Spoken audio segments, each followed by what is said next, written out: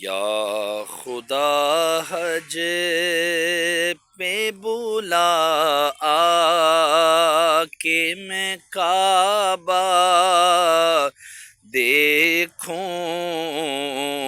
کاش ایک بار میں پھر میٹھا مدینہ دیکھوں، پھر میسر ہو مجھے کاش وقوف عرفات، جلوہ میں مزدلفہ اور مینا کا دیکھوں،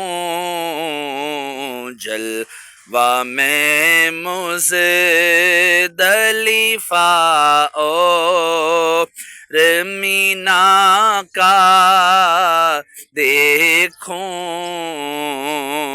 جھوم کر خوب کروں خانۂ کعبہ کا طواف،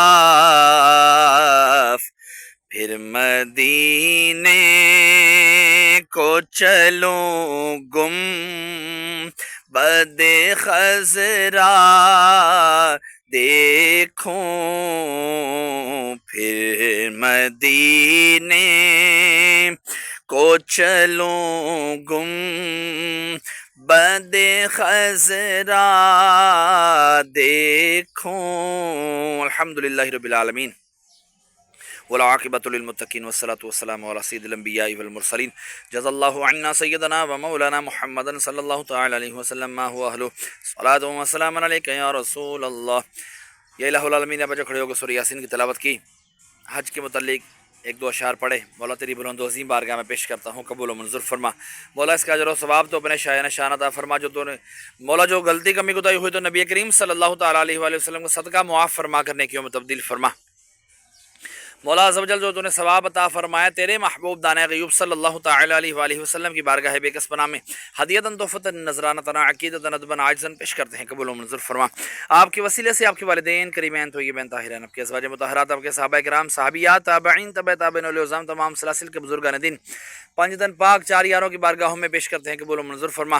خواجہ ویسے کرنی رضی اللہ تعالیٰ عنہ کی بارگاہ میں پیش کرتے ہیں، قبول و منظور فرما۔ غوث پاک رحمۃ اللہ تعالیٰ علیہ کی بارگاہ میں پیش کرتے ہیں، قبول و منظور فرما۔ تمام سلاسل کے بزرگان دین کی ارواحوں کو بھی اس کا ثواب پیش کرتے ہیں، قبول و منظور فرما۔ خصوصاً بالخصوص ہمارے محسن بھائی کے والد امجد بھائی مرحوم کی ارواح کو اس کا ثواب پیش کرتے ہیں، قبول و منظور فرما۔ میں اپنے والدین مرحوم کی ارواحوں کو بھی اس کا ثواب پیش کرتا ہوں، قبول و منظور فرما۔